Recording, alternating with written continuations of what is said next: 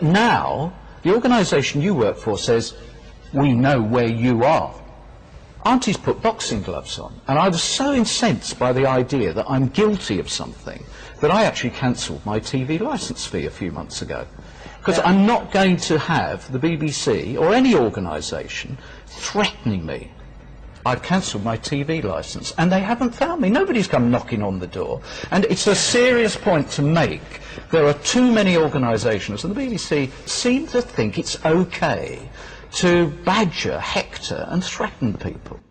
The BBC makes over £3 billion a year by pestering the occupants of households and demanding money with menaces. For over half a century, the BBC has repeatedly incited fear into the minds of the UK population with adverts like this. Yes, there's a TV set on number 5. It's in the front room. And they're watching Columbo. If you don't have a TV license, it won't take us long to find you. What is this advert saying? The advert is attempting to create a false fear by making the viewer believe that the BBC can legally eavesdrop on any home in the UK. But the BBC now admit that no one has ever been convicted as a result of evidence obtained from a TV detector van. So these adverts were designed to create fear over something that doesn't exist. However, the BBC continued to use this ploy because they know that scared people are more willing to hand over their money. If you're viewing without a TV license, you'll need to keep one eye on the road, because TV detector vans are in this area. They have the address of every house or flat that doesn't have a TV license. So you could face a summons and a fine of up to £200. Please get a license before you get a visit. Before you get a visit? In other words, pay up, or we'll send the boys round. Would you normally do business with someone who speaks to people like this? 50p, fat man. Yeah, okay, Gripper, well, I'll try. Every Monday you come looking for me, right? With your 20p, right? And you tell anyone, and I'll put you in a wheelchair, right? As if this kind of intimidation wasn't bad enough, the BBC then started to prey on people's fears of being branded as a criminal. Don't even know why we bother to pay our licence. We don't. But haven't we got a licence? No. But that makes me a criminal! Clearly, the BBC's policy is to treat you as a criminal by constantly assuming that you are guilty of a crime just because you haven't got a TV licence. All right, don't rush me. I mean, that is not such an easy question to answer, you know. Have I got a telly? There could be a number of, like, different replies, couldn't there? I mean, I need time to think one up. Huh? We know you've got one. We detected it. Oh. And in times of recession, the BBC seem to have no qualms about preying on our fear of being short of money. Yeah, I've just had it resprayed. Raging Bull Red with super sheen metallic finish. Nice, isn't it? The dysentery beige wasn't exactly a babe magnet. Anyway, I had to save a few bob to get it done, so I sort of forgot to pay my TV licence. And I got caught and fined. Still, the lasses don't notice in the dark. Or if I stand here, like this. Notice the threatening slogan. Pay now, or you'll pay later. This is the kind of language you'd only expect a bully to use. Get the money. Either you pay us, or we pay you.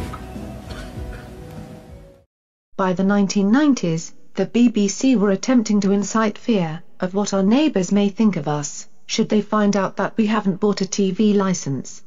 £62 is a fair bit for me to find, but I pay it. I reckon it's worth it for all the enjoyment I get from the telly and the radio. Trouble is, there are certain other people, not a million miles away, that I'm paying for as well. If you don't pay your fee, you make others pay your share. It's just over £1 a week, and it's the law. Notice how they are trying to make you feel guilty that you're somehow making someone else's life worse, because you don't have a TV license. Bloke next door's got a satellite TV. He's always bragging about it. I said to him the other day, I hope you've got a TV license for that, because you do need a license, you know. He told me to shut up and mind my own business. I said, well, don't say I didn't warn you. Anyway, he knocked on his door this morning. Made him dish of the day.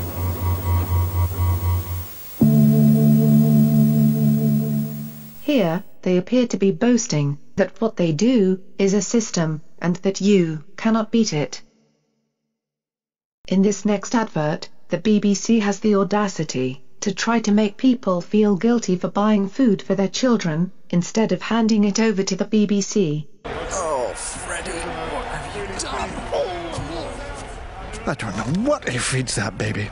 Got so much on his plate, he's even forgotten to get a new TV licence. He could buy it online. Then he wouldn't have the threat of a court appearance and a fine of up to £1,000 hanging over his head. They've a list of every address without a licence after all.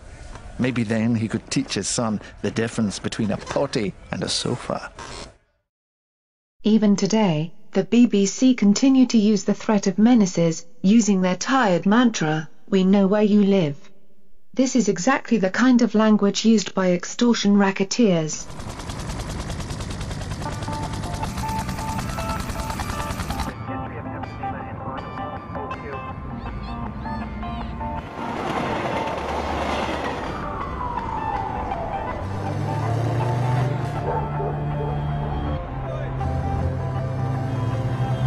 Your town, your street, your home. It's all in our database. New technology means it's easy to pay your TV license and impossible to hide if you don't. It's all in the database.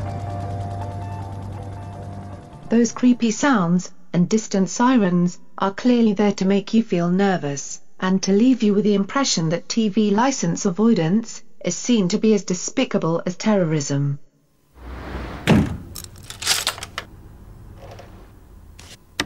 And finally, petty crime is on the increase. The latest figures show... Yes, you've been a bit, shall we say, naughty recently, haven't you?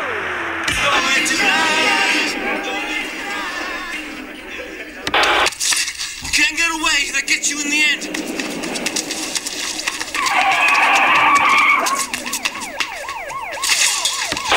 Fiona? Isn't there someone at the door?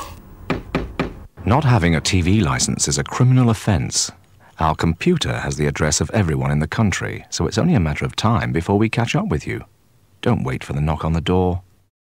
Here, we see another example of the BBC using fear and threats in order to extort money.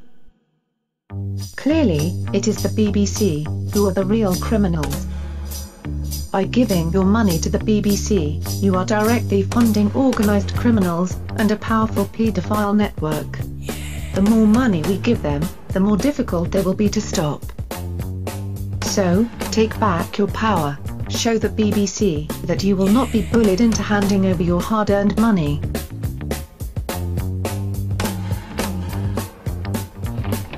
What's that? I've got a new payment card for you. For what? TV licensing. We don't have TV. Can I just come in and confirm that with you? No, you ain't coming in my house. Okay. I don't have nothing to do with your paedophile ring, mate. I don't have anything to do with it. Okay. And we showed that to the last bloke who come. Right, okay. And we showed him that we didn't have a normal telly. Alright?